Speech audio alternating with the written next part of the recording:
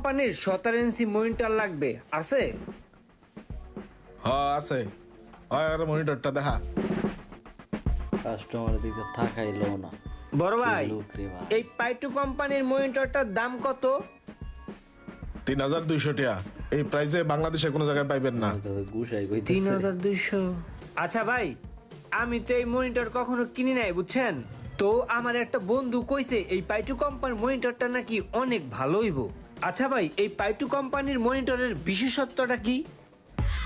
বিশেষত্ব জানো না তুমি? এই পাইটু কোম্পানির নাম পাইছো কই থেকে?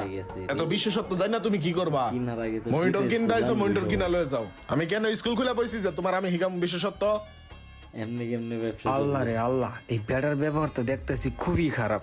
দরকার হলে সারা জীবনে মনিটর কিনবো না, তাই ব্যাটার থেকে কিনবো না। আচ্ছা ভাই, আমি একটু আসি, হ্যাঁ পরে আসতেছি।